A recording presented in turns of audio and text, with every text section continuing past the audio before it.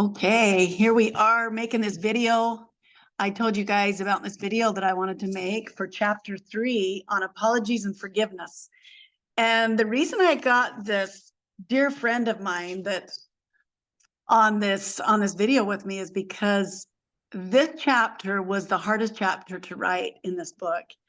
And I just kind of glazed over it and didn't really go very deep with it because it's just tough. It's really tough to go into the topic of apologies and forgiveness and not have it be taken in a way that is so, like, it can be such a toxic thing, and it can be taken so wrong that I decided I need to do a video on this and get some other ideas. And I don't know if Marinna's ideas are going to be even similar to mine, but I was coaching a gal and she said, we were going along fine. And I said, hey, how did chapter 3 go this last week? And she's like, oh my gosh, I turned to that. I saw apologies and forgiveness and I slammed the book shut and said, I hate this book. And she's been telling me all along that just, oh my gosh, everything you've written, it just applies and I love it. And I'm just soaking it in. She got to this and just slammed the book shut. And I'm like, oh my gosh, yes. I mean, especially if you're from a religious culture or just a culture that is all about getting along and going along to get along type of thing. This one's tough. So now I'm going to tell you my take, and then Marinna is going to tell you her take, and it might be completely different. I don't know. Her path is different than my path, and hopefully it'll be something that that will give you thought and help you kind of think deeper with this topic. But in my experience, when I hear, oh, forgive the person and let it go, forgive him, he didn't know or she didn't know what she was doing or whatever, it can be almost like the person isn't really acknowledging the trauma you experienced or the crappiness of the situation. It can almost be dismissive. And then and forgiveness is kind of like, I've seen these quotes that's something like, I'll forgive, let's see. Oh, there's so many quotes on it. I'll forgive the situation. I'll forgive myself from allowing myself to be in the situation, but I won't forgive the person that hasn't sought for forgiveness or whatever.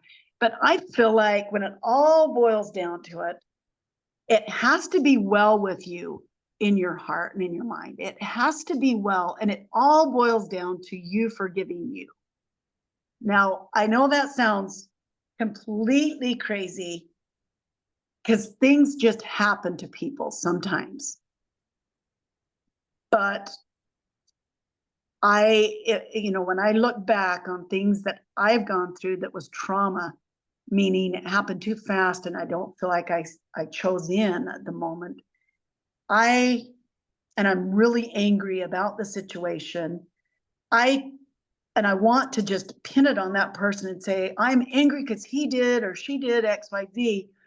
It really boils down to me being angry that I didn't use my voice, use my strength and my wisdom and say no and keep myself safe or keep myself well. And I know that sounds crazy because you talk about little kiddos that have no strength next to somebody that's an adult, and it's really kind of hard to even talk about it because so many people, so many humans have been through trauma that really is not forgivable, right? And so I feel like for me, I forgive myself for things that I've done that were crappy and things that happened to me that were crappy. And it's almost like it's well with me. It's a rich experience. It was tough. It was horribly tough. It was excruciating, but it was very rich. It was very, you know, in living life, we're going to have some very deep, uncomfortable traumas, horrible traumas, and just living life can be that way, but also some wonderful, amazing things too, you know. So that I know that I'm almost hearing people raise their hand and say, but what about this? What about that? Um, so I want to hear from Marinna because, you know, tell me, Marinna, what you feel about apologies and forgiveness. So first, Janet, I just want to acknowledge where you're taking this is with the self, with this person, because that's really the only person we have any power or control over or with, right? Is ourself. And so listening to you talking about forgiveness and forgiving ourselves for our own mistakes or challenges, or maybe we did something on purpose, and learning how to forgive this person, right? So first I want to acknowledge that. And I think there's a lot of juice in there, and I want to get to that. And I want to start kind of at a more surface. Well, maybe we'll see. I'll start wherever I start. How about that? Okay. um, the way that I see forgiveness is kind of like, you have opportunities where you can forgive other people for what they've done to you. You have opportunities for other people to potentially forgive you for what you've done to them. And then you have opportunities to forgive yourself for what you've done to yourself, right? So I see forgiveness kind of broken up into three different avenues, but I also see the solutions kind of the same thing in all three areas, okay? Um and personally I grew up not really liking the term forgiveness. It and I've done this with lots of different words in my life because they when I grew up, the way it might have been used, I just had this negative connotation attached to the word forgiveness. In my family, it was like forgive and forget. Just say the peace. Forgive and forget, right? And so for me, forgiveness growing up meant just letting everybody walk all over you and treat you like shit, Mhm, right? mhm. And you're just supposed to be the righteous one. And you're supposed to be the good one and just go, it's okay. You are forgiven. Now, this was my take on what my parents taught me. I don't actually know what they taught me. This was how I took what they taught me, right? Mm. And I was just supposed to like bow down and let everybody walk all over me and forgive their trespasses. Yeah. And so I grew up really disliking the word forgive. So then as I started going through a lot of my healing and wholeness journey, right? Of course, forgiveness comes into the picture. Well, when I did Hendricks Institute, I really, really love the verbiage they use instead of forgiveness, and that's accountability, right? And Mm. you put this in your book, I think, if I remember right. I read Yeah, that chapter. Um, yeah. accountability, like, okay, so I'm going to say something very radical to maybe some Okay. people, and that Uh, is that there is no such thing as victims. Okay, I remember when I first told you this, Janet, you were like, but, but, but, what about this person? What about that person? What about the other person? Right? Um, if we are a victim to anything, we now don't have any power in that area. We have given our power away. If we perceive ourselves as a victim to anything, we've now just handed our power over to the perpetrator and we can't change anything. Now it's all reliant on whether they choose to make it right with us or not. Okay. Which can we control anybody and anybody's behaviors? No, we can't. Right. So I personally have worked more with my own perspectives around all this than ever wasting my time trying to get anybody to make it right with me. Right. yeah. So let's see. Let me gather my thoughts. So at the Hendricks Institute, they taught about healthy accountability. So this would be in the area of me making sure like anybody that I have potentially hurt, right?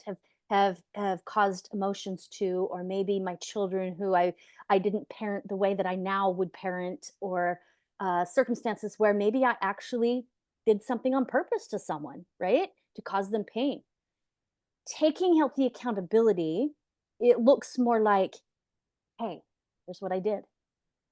Here's what I did. I'm not happy about what I did.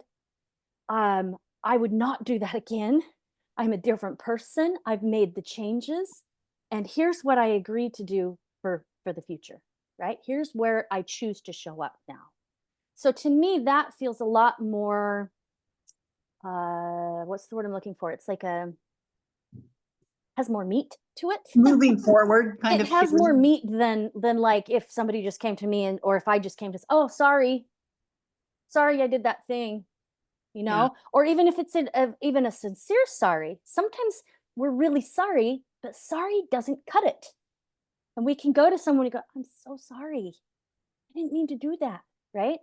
Yeah. Versus, wow, you can even use the word sorry, right? You can go, I'm so sorry. Here's what I did. I created this and this and this because I didn't know any different. Or maybe I wanted to hurt you at that time. Right. And Yeah. I am feeling remorse over here, right? I don't want to do this anymore. I don't want to show up this way anymore. That's not who I am. So healthy accountability is recognizing that the action you took is not really who you are. It might have been a mistake you made. It might have been something you did unconsciously, right? It's not who you are, something you did. And so you want to take that accountability and go, here's what I did, and then make a new agreement. I won't do that anymore. I'll do my best not to do that anymore. If I do ever slip up, please know this isn't about me being mean to you. Like whatever it is you need to say to Mhm. really own Mhm. up and take accountability for what action you took. Now, to me, if anything says forgiveness, that says forgiveness. I am now cleaning up my mess. To me, that is much more of like when you're talking about you forgiving you, that's me forgiving me, right? It's a Mhm. step of it, Mhm. not the whole thing, but it's a step of me cleaning up my messes. Mm. So instead of like, oh, let's take it the opposite, right? So now let's look at somebody else who's potentially hurt me. Now, this is where I kind of see things a little different. And I've chosen to have this perspective because I feel like it has helped me to not perceive myself as a victim. Because when I'm a victim, I have zero power to do anything. Okay. So I carry the perspective that no one can hurt me. No one can hurt me. Not my abusive parents, not my siblings, not the government, not, I don't care who you are or what age you are, no one can hurt me. It's radical, right? Mhm. Mhm. I'm I choose to see it as gifts. Wow. What gift did they give me? Personally, like it took me a long time to get here, so don't think I just got here overnight, right? Yeah. Like there was a point in my life where I was like really angry at the abuse that happened in our childhood, right? I was just pissed, and I was like blaming and criticizing and judging and all those things.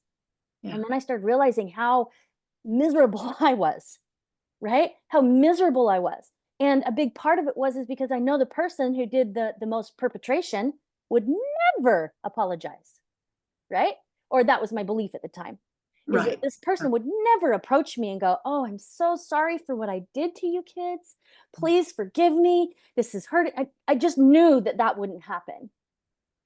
Mm. And so I'm like, okay, I can be miserable or I can perceive this differently. How can I perceive this differently? And this is where I was guided to start seeing everything that happened in my abusive childhood as a gift to me.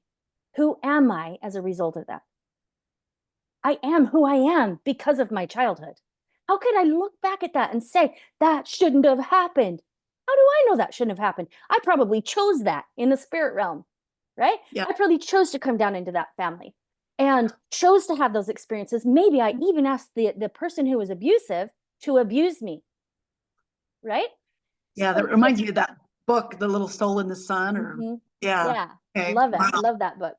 Yeah, so if I can, Mm. in my journey of forgiveness, right?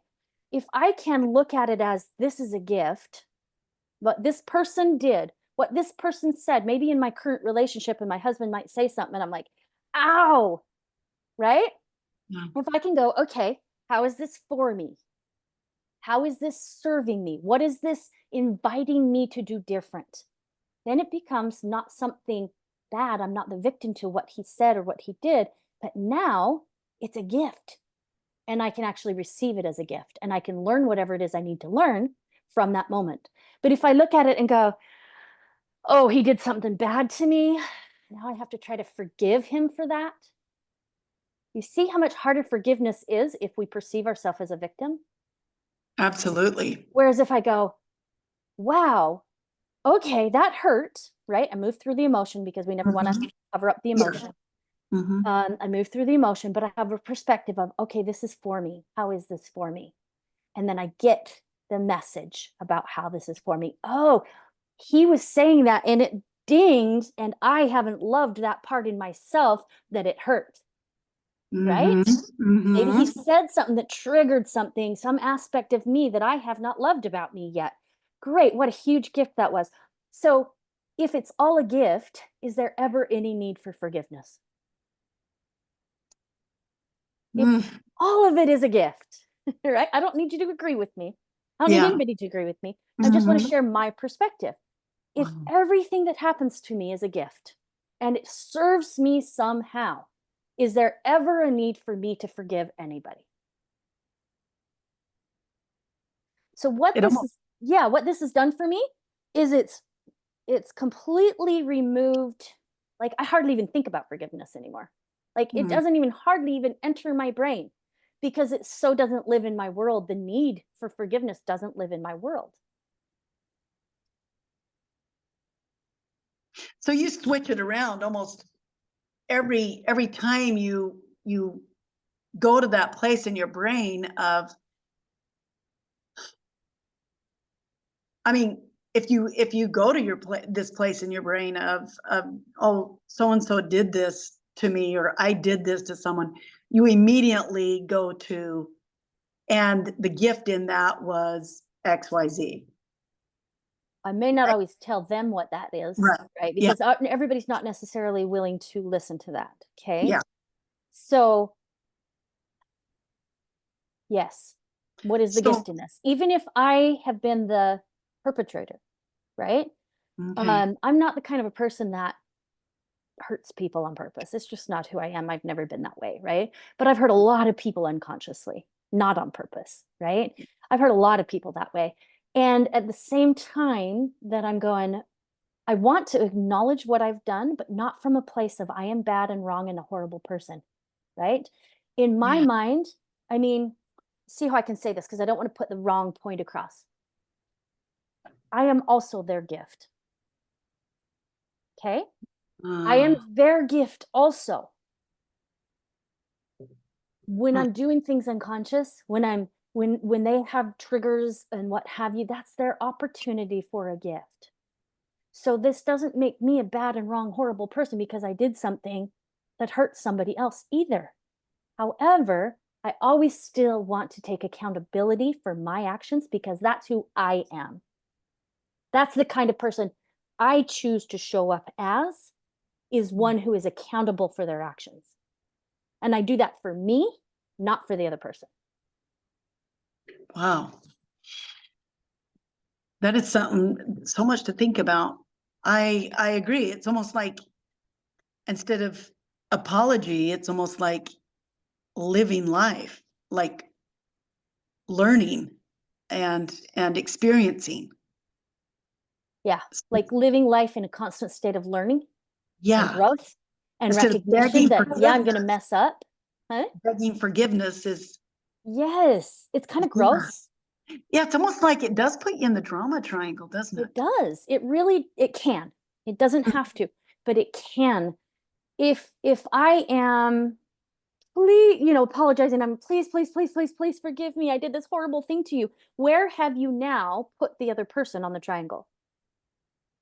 You're now perceiving them as a victim and you as the Yeah, villain, that's right? right. Yeah. So I'm projecting people onto the triangle. But if I approach them from this place of, yeah, we're all bumping up against each other and causing pain and all this, and but it's all a gift. Now I'm not holding them as the victim, and I'm still taking accountability from this place of like, yeah, I bumped into you. Ouch, I bet that hurt. I'm going to Oh, be more conscious about that next time, right? yeah. It becomes a gift for me too. It's not only their gift because there's something there for them to learn, but now it's a gift for me as well because there's something for me to learn. So it That is, keeps us in a constant state of learning and growth and expansion instead of perceiving myself or the other person as a victim or a villain. And then if I'm actually taking ownership and accountability from that place, I'm also not in the hero, trying to hero the other person because I was so bad and horrible and wrong, that's so true. Huh. right? Dry cough. Yeah, that makes total sense. I loved your, I loved when you said, who knows, maybe we contracted or was willing to come and have this earth experience and feel all these emotions of abuse or intense pain or anger and all these emotions. Who knows, maybe we made an agreement with an abuser. Hmm. No. Yeah, maybe we did. Wow. Maybe we did. Now, I'm not saying by any sense of stretch of the imagination that I'm perfect at this. So I hope people aren't getting that message. Like, I am still learning, I'm still learning this piece. And Wow. I don't know, maybe I'll learn it my whole life. Maybe. And that's what I choose. As much as I possibly can, that's what I choose. Wow. I think that what you're saying, it makes so much sense. And it almost kind of reminds me of, that movie, The Shack, or the book, The Shack, that Hmm. was Yeah. so incredibly hard to read and it was so Yeah. gut wrenching. But it was, I mean, it just felt like um that was kind of the worst kind of thing that could ever happen, right? Hmm. To an innocent, helpless child. And it turned out to be, that was what the child chose, kind of, it was kind of Yeah. a gift. And yeah, I think that's a very interesting way of looking at it. I Yeah. like that. I love that it puts the power back in me to do something with my life and not just wallow around in my crap and not make the progress that I'm really wanting to make. Like I'm all about moving fast. So I'm going to find the fastest ways forward, right? And what I found is this is for me a fast way forward is to stop perceiving myself as a victim to anything and Yeah. other people as a victim, right? Now the place that I find that I encounter it that's the most challenging is when I'm watching other people deal with my children or my grandchildren.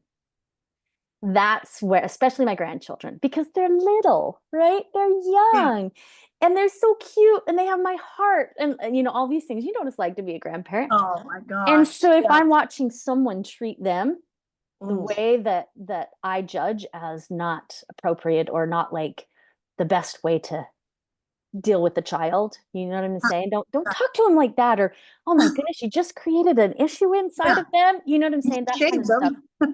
them. Yeah. That's probably my biggest learning curve right now. So how do you Is handle that when somebody is responding to your grandchild in a real harsh way or, you know? Yeah, well, like I said, this is my learning edge right now. So I still go through phases of like right? Not to them per se, but inside myself, I'll just be like, oh, I wish they wouldn't talk to them that way. They just created, and I have all this stuff I have to work through. And then I'll go be with myself and then I work through the emotion of it and I work through the stories of it. And then I'll go, remember, this child chose this for a reason. They chose these parents, they chose these siblings, they chose this life. They chose this for a reason. They are not a victim just because they are small. Wow. Just because Otherwise, they are small. They are not a victim to this. They are learning something and have the opportunity to learn something most likely later on in life as they get bigger as a result of this experience. Right, and you're there to love them and treat them like you always have, which is, they're perfect, and that love is a perfect love with your grandkids. But it almost brings out the fight in you when you see things like that, because it's Brings out my unfair. mama bear. Yeah, it's not fair. They're this age, and this person that's treating them crappy is this age, and that's just not fair. So I'm gonna just step in. And I've always taught that anger is a very good emotion, and sometimes you do need to add action with anger, right? Mhm. Yeah, for sure. I did have this thought, like, I would step in if if my grandchild was being abused, Yeah, right? Like, there is a line. yeah, But with just parents learning and making mistakes, like yeah, all parents do. You know what yeah, I mean? Just because I've already raised my children now and I can see some things doesn't mean my children are there or their yeah, spouses are there, and they have that opportunity to learn with their children as well. Now, if it was abuse, I would step in. yeah. And it's their experience, and it's their, yeah, you don't want to take that experience from your children. Exactly. And I really, really do my best not to, even though I know sometimes I've overstepped those bounds. And then I'm like, oh, Marina, don't do that. That's not Yeah. good. That's not good. Right? Oh, yeah, Yeah. And then I get to work on that process of going, no, this is a gift. How is this a gift? Right? yeah, How is this a gift for the child? How is this a gift for me in this moment of having this experience? Right? How is this a gift for my child? Right? And how's this a gift for their spouse or whoever, whatever's going on, right? yeah, yeah. So the advice you would give to people that are watching this, that are like something terrible, terrible happened to them as a child, would be at this point, say the person died and there's no forgiveness or getting anybody repenting or anything, but your advice to them would be to look at it as a gift, to go from a space of out of the drama triangle into what did I learn as a human? How did that make me who I am now? Yeah, and what opportunities do I have right now? Or What more superpower. is there to learn, right? And Mhm. what is my superpowers and all of this? Now, getting from one point to the other is a journey in and of itself, right? Like you Yeah, can't just have something really traumatic happen to you and immediately go, "Oh, it was a gift." And if true. you can do that, you are most likely what's the word I'm looking for? It's like avoiding, covering it up, not Yeah. being honest with yourself. Like Well, I've there's heard you say covering up a poo pie with whipped cream or something, ice yeah. cream on a poo pie or something. Or Yeah, maybe that it's was my own quote, but no. It's I mean, you might have said it too, but it's something that when I was teaching with Christopher Stubbs, we taught for like 2 years together while we were in Hendrix training. okay. And it was something he would say, like covering up your emotion, not being present with what is in your emotion is sort of like putting frosting on a cow pie. It's Yeah. still gonna taste like a cow pie. It's still gonna be there. No amount of frosting covering it up is ever gonna solve the problem, right? So do you have like step one, step two, step I three? do. Okay. Okay. And it's gonna be the same steps for pretty much anything you deal with, right? You're gonna Yeah. face the emotion, Okay. right? You got them in your book. I You're gonna do. you're gonna face the emotion. That's Okay. the number one first thing. You're gonna there you Uh, go. Yep, on that page. You're gonna mhm. face the emotion first, and you're gonna be present with the emotion. The thing that I don't know if I wrote it in this or not. I'm starting to change my verbiage because I'm noticing clients and friends and loved ones that I've been supporting talk about it like they're sitting in the emotion or they're being in the emotion, and oftentimes they'll lose themselves in the emotion. So now I'm talking about it different, and I'm talking about it from the perspective of being present with the emotion, observing the emotion, so that you don't drown in the emotion. So being with an emotion doesn't mean you're drowning in it. You when you're present with it, you can't drown in it. When you're present with it, when you're observing it, when you're just watching it, and your Yeah. presence is there, you won't drown in it. You'll only If drown in it if your presence isn't there. if it's a You're like, story brain. if well, yeah, you're gonna have a story always with this kind of emotion. But if you're like, oh, I'm just crying and crying and crying and crying, and I'm just, you've lost yourself, right? If you can't observe it, yeah, you might cry, but you'll still be there. You'll still be watching yourself cry. You'll be watching the sensations. You'll be watching what's going on in your body. And when you're watching, you won't lose yourself. Because you're observing, you're not you're not in there all Yep. for drowning in that trauma again and again. Yes. Yeah. And you won't reignite the trauma if you're in observing. Right. If you're observing and being the witness of it versus the drowner of it, if you're Yeah. drowning it again, like you can recreate the trauma over and over and over and over and over again if you're not present with it. But if you Wow. can be present with the trauma, and really people call it trauma, it's like stored emotion. Right. Trauma, to me, this is my perspective of trauma, is it's stored emotion with a story or probably 10 stories. Mhm. Yeah. You know what I'm Right. saying? That's Yeah. trauma. So really, if we break it down, the number one first thing is to face it and then feel the emotion. Be present with the emotion as it's passing through the body. Number one, every single time, I will tell you that. I might tell you to Receive. breathe first. Right. Yeah. Right? Yeah. Because a lot of times we hold our breath when we're trying to hold back the emotion, we'll hold our breath. So if we breathe deeply, we're going to feel the emotion. It's going to come up. We're going to, the emotion's going to be there. So then we Yeah. want to breathe and then we want to like really be present with it as it's passing through the body. Okay. Then I would say the next thing is you got to work with the story.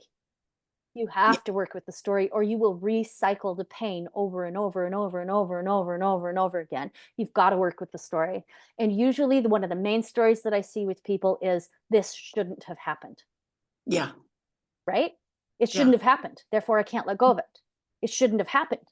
Well, who says it shouldn't have happened? It It did did. happen. Yeah. It did happen. And how do you know you didn't contract for that to happen? Right? How do we know that? We don't know that. But you love what is. So then you've got to work with the story uh to show yourself that the story is just a lie. It's Yeah. something you're believing that isn't true. It did happen. So regardless of whether it should or shouldn't have, it did. So let's work with what is, Yeah. right? And Yeah. people re-traumatize themselves over and over again with that story specifically. And then there's all kinds of other stories that come along with whatever you're dealing with. And you've got to be able to see the lie in the story. You've Yeah. got to. And when you can see the lie, then you can let go of it. Or actually, it let goes of you. It lets go of you when you can see the lie. Right. Yeah. Right. So I would say that's the next step. So That's the let's shifting. yeah, that's the shifting. Now, once you can see the lie isn't true, that's when you can move into this place of, okay, well, what is true? Is this a gift? Could this possibly be a gift? This be a gift. Yeah. Could this possibly be a gift for me to learn from? And if so, what is that? What is Wow. that? Right? And so long as you don't have the stories all still rolling around in there and the emotion mucking up, you're going to be able to see greater possibilities. Right. And from there, you can take it to wherever you need to take it. Like, oh, okay, I'm supposed to learn how to use my voice more. Okay, great, let's practice this. Mm. Or, oh, I need to learn how to have more compassion with myself, or I need to learn how to have compassion with the other person, or whatever the learning is, that's when you can receive the learning and receive it as the gift. But you can't do that if you're mixed in the stories and the emotion. Wow. So you untangle all of that and it'll move you from Yes. that need for apology and forgiveness or drama triangle Yep. into it could be a gift. It could be a gift. Yep. Wow. Okay. And when it's a gift, you can do something with it. Now you have your power back. Your power's not off in someone else where it has no power, where you have no power, right? To Right. do anything with it. Yeah. Wow, that's true. Okay. Yeah. There's also this piece that just popped in my head, like, I know I've met a lot of people and I've done it myself, and that try to control other people so that they can have the results and the outcomes they want with this, right? Like let's take my children, grandchildren again, right? So um because I'm judging them as either a victim or whatever, right? I might jump in and try to control the situation and change it. And I see this a lot happening in the world right now, We're all Mhm. trying to control, well, so a lot of us are trying to control other people's choices, decisions, uh, just all kinds of crap, right? Instead of Yeah. going, what is the gift? What is the gift? Yeah. Right? Like, so your person didn't get picked to become president. What is the freaking gift? Yeah. Right? Yeah. This can Well, only you're happen if we are perceiving ourselves, if, let's see, I'm going to say it this way.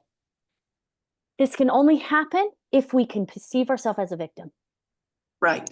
right? We Absolutely. are not a victim to any Yeah. government official, any government system. We're not a victim to the medical system that we have, the school system we have. We're not a victim to any of it. We've co-created it, right? Right.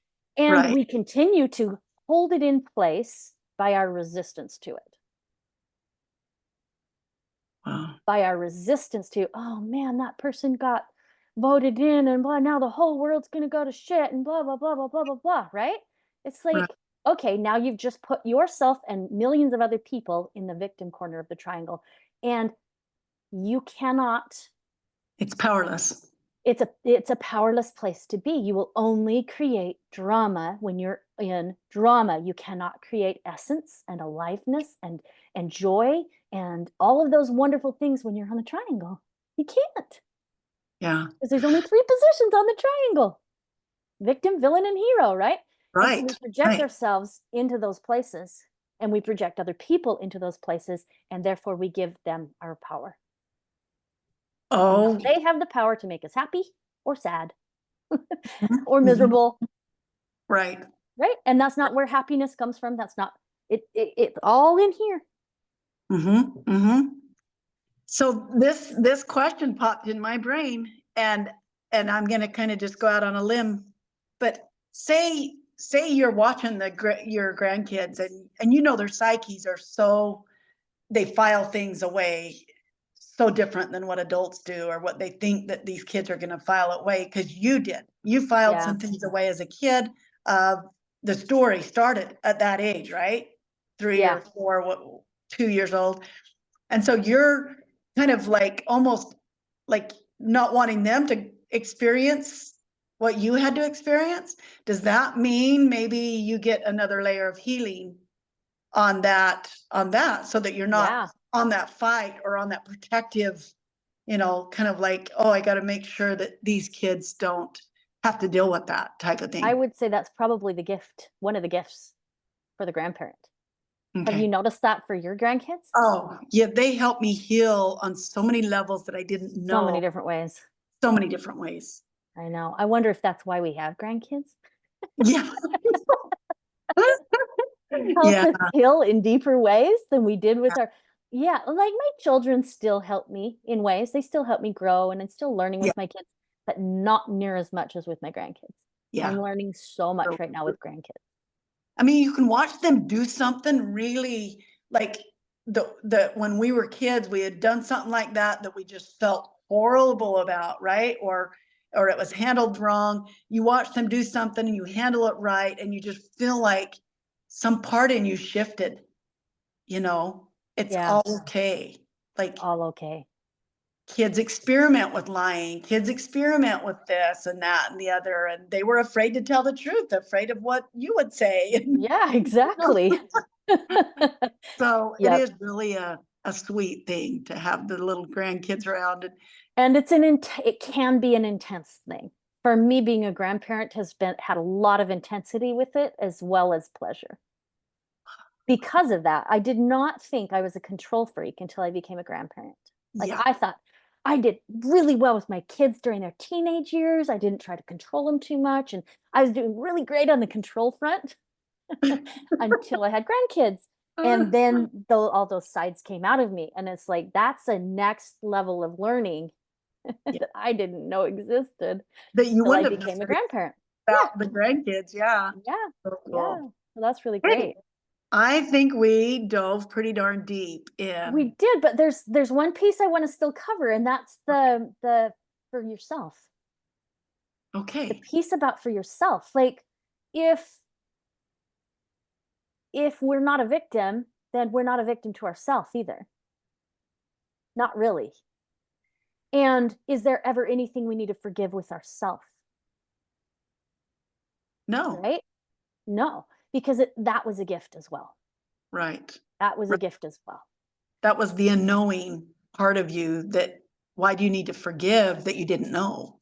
Didn't even know. That's like saying, I forgive this little grandbaby because she doesn't know blah, blah, blah. And it's like, you don't need to do that. She's just learning. She's an infant. Right. And there's so much that we don't know. And we've been raised in ways that we have stories about things and we have all this stuff going on, right? And again, I want to point to the best way forward would be to take accountability with yourself, not Mhm. perceive yourself as a victim. That would be Mhm. my suggestion, is to move forward from a place of like, yep, I did that to you. Yeah. I Yeah. did that to you. Yeah. I'm not happy about that. I would never do that again. I make agreements going forward. Like, I'm going to do better at speaking kindly to you, right? I'm Yeah. going to do better at treating you with kindness because I haven't always, right? Then you own up to that and you make those agreements and move forward from there. I To love me, it. that is forgiveness of yourself. And I love that you point to that in your book because I feel like that's where the real true change happens, is when you go to that level with yourself. And the thing that people tend to be challenged with is they feel like if they do that, they're letting themselves off the hook, Mm. And I think we buy into this whole idea of punishment. Yeah. Yeah. Whoever really wanted to do something different because they got punished. you Yeah. know yeah, we might be afraid to do it because we got punished and not do it again, but who actually wanted to make a change and be a better person because they got punished? I think Not because they me. were loved and accepted, they would change Yes. a lot quicker.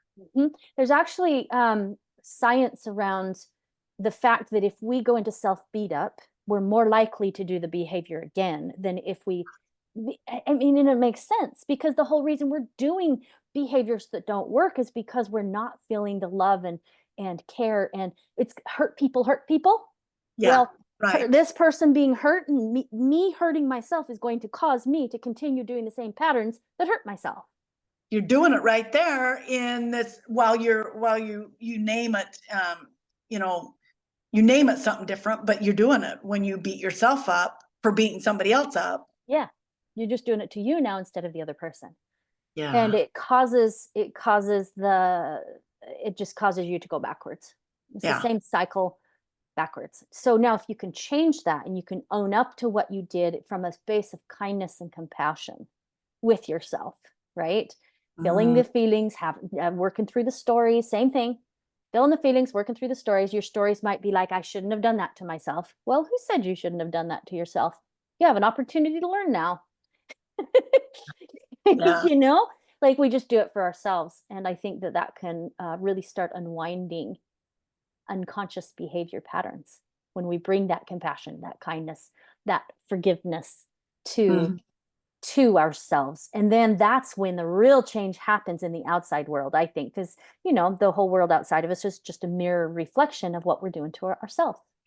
So if we're going to beat ourselves up, we're a lot more likely to beat other people up, Wow. True. right? True. I love how you bridge that so that we know the steps. And the word that stood out to me big time was just compassion for what was. That Yeah. that is that's the way it was. And I have a lot of compassion for the whole situation. Yeah. Yeah, because we're here on Earth in this intense environment.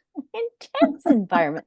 This isn't just a simple walk on the beach here down on this planet of ours. This is an intense environment with all kinds of emotions and stories and other people's emotions and stories. And that's just a little teeny bit of what's going on here, right? Yeah. Yeah. And so if we can have compassion and kindness for ourselves while we're learning this and going through this, it can change everything. Everything. In Absolutely. fact, I know I talk about presence a lot, um, separate from love and compassion, but I often think that they really are the same thing. Like Hmm. to be fully present, there's a sense of compassion there, right? For me. Hmm. Maybe it's not that way for other people. I don't know. But I've wondered if they aren't just the same thing. And we can separate them, kind of, maybe. Yeah, present and compassion. It's like our true essence is love and our true essence is presence. So could they really be the same thing? Or at Yeah, I least think part of the about same thing? I think about sitting with my grandkids and yeah, I could interchange those, being present with them Mhm. and just acknowledging what is going on with them Yeah. It's is kind of an act of love, isn't it? yeah, yeah. Yeah. And And I tender. point this out a lot because some people will be like, well, I'm watching it and I'm watching it, I'm watching it, and it won't go away. But you're not watching it from a place of like, oh, dear, Curiosity. dear sweet soul. Yeah, curiosity. Yeah, But dear sweet soul, tell me what's going on inside of you. Right? right. They're kind of watching it with judgment instead of watching what's going on inside of them with compassion. That is such a good point. Yeah. Yeah. Anyway, that's Thank you. what I got for you. I love it. Thanks I for love asking. it. Hey, there might be some more chapters like this. This is the first one though that I've found that I'm like, oh, gotta have Marinna. Thank you so Oh, much. well, it was my pleasure. My It's pleasure to always come nice. on and share my thoughts, and I hope it helps expand some people's worlds and Hey, maybe they can see things from a different perspective, you know? you've helped so much with this book, by the way.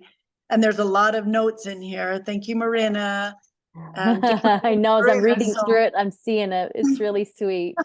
It's really so I sweet. really appreciate you being willing to just hop on and jump into a conversation like that. Thank you so much. Yeah, my pleasure, Janet. Thanks for asking. Okay.